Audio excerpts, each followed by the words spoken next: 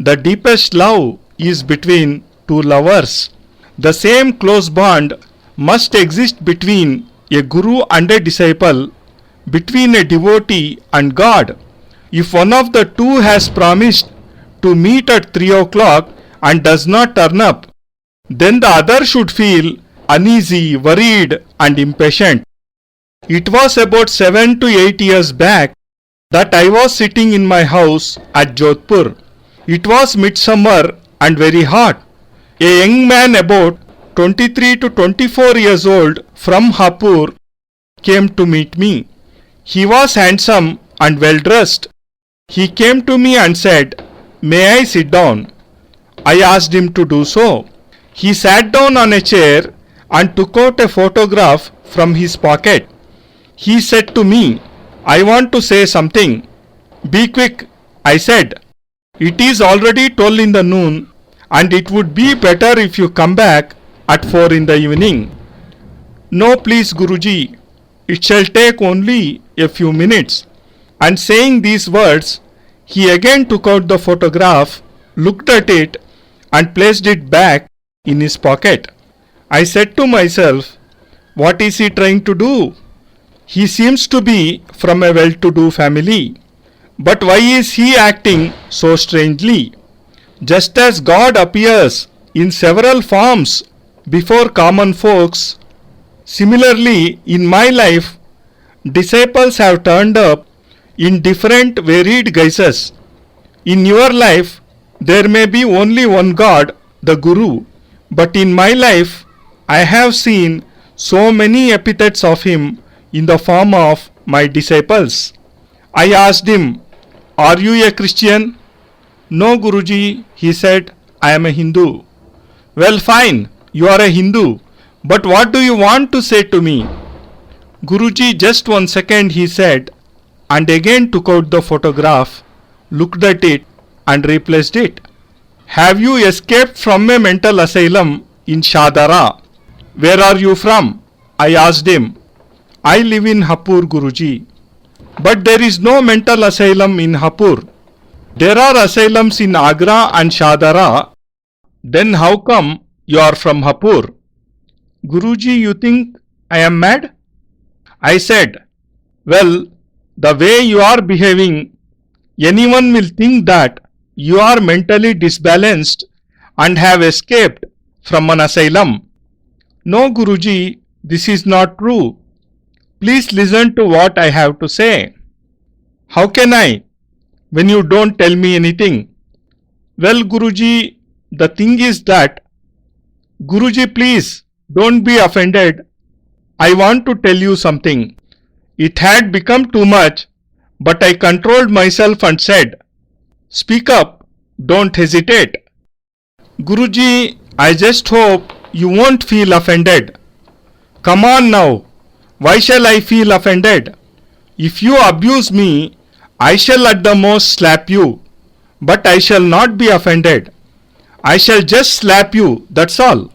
You may be young, but I am in every way stronger than you." "Guruji, that does not matter." "Okay, let me tell you everything."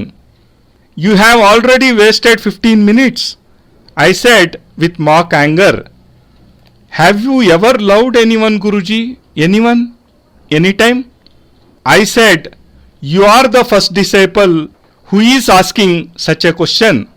Nevertheless, let me tell you, I have loved my Gurus and all the gods."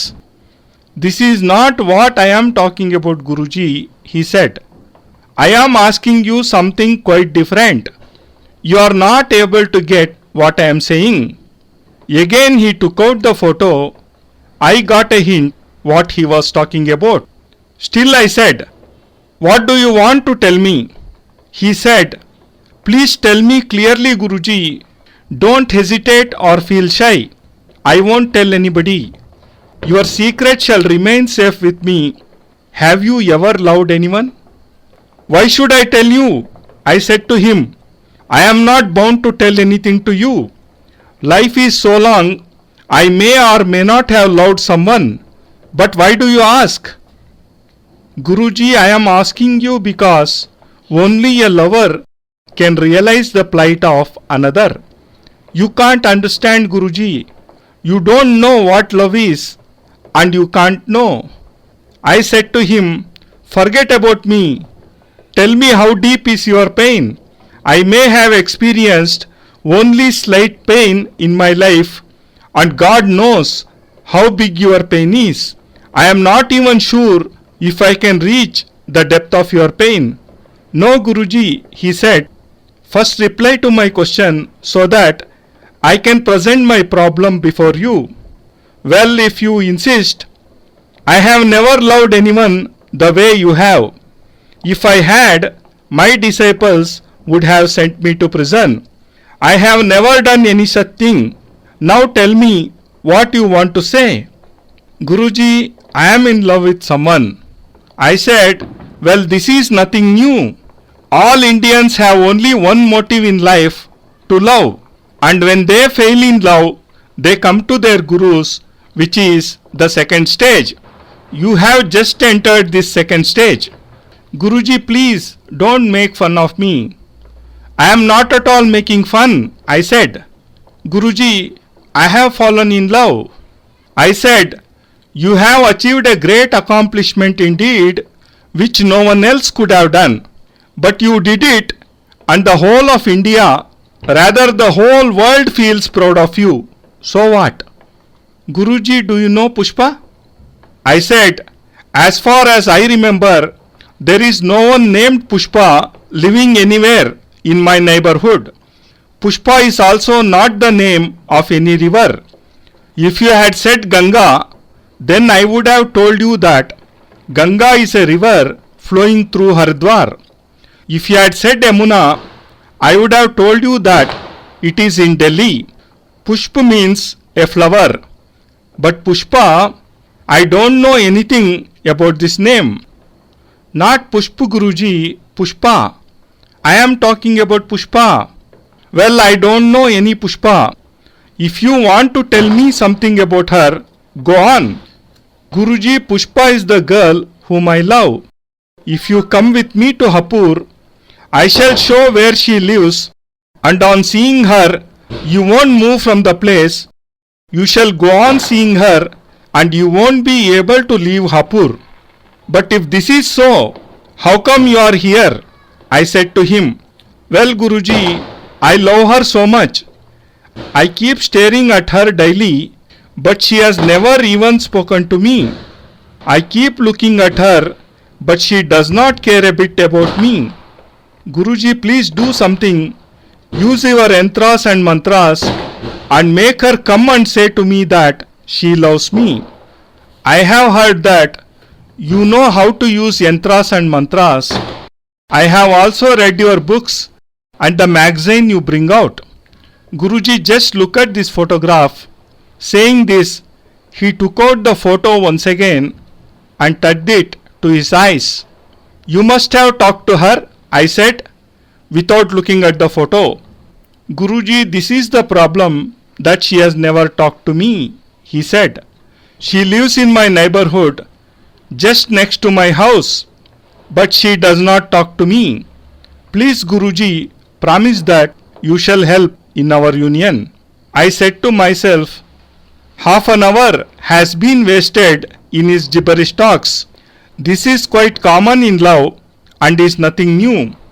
He is just another lover in the category of Laila Majnu and Romeo Juliet.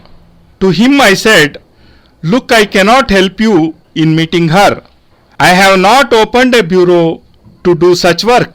And I had hardly spoken these words when he fell down unconscious from his chair. I thought that he was fainting, but when I stooped to look at him, I saw him frothing from the mouth. I said to myself, what a fool he is, he shall create trouble for everyone.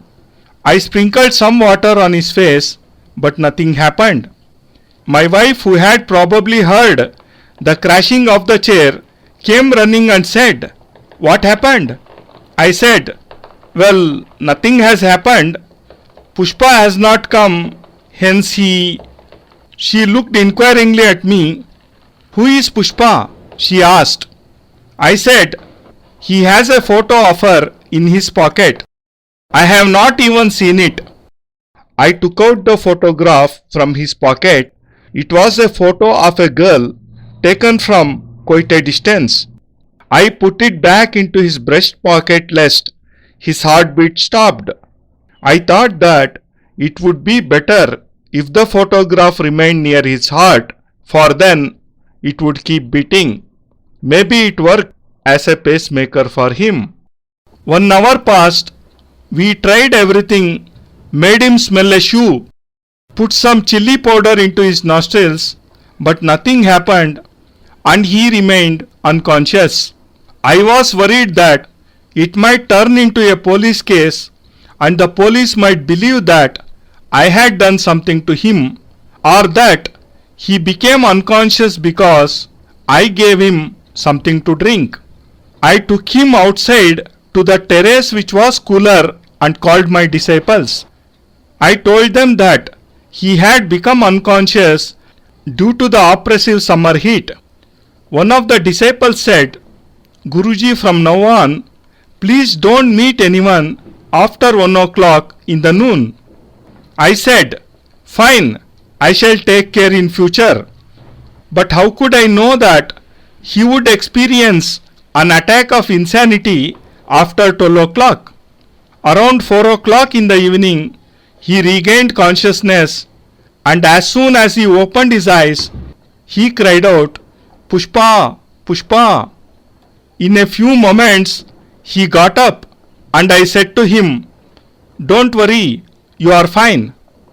No, Guruji, first tell me, what will you do for me? I said, don't worry, I will help you. I am here only to help you. I was afraid lest he again went into a swoon. Hence I said, I shall myself accompany you to Hapur.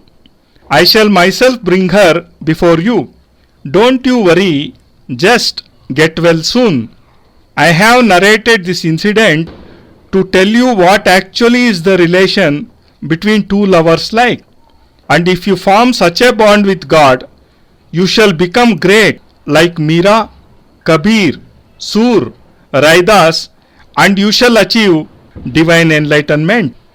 If you develop such closeness to the Guru, then the Guru shall always be present in your soul, guiding you and teaching you.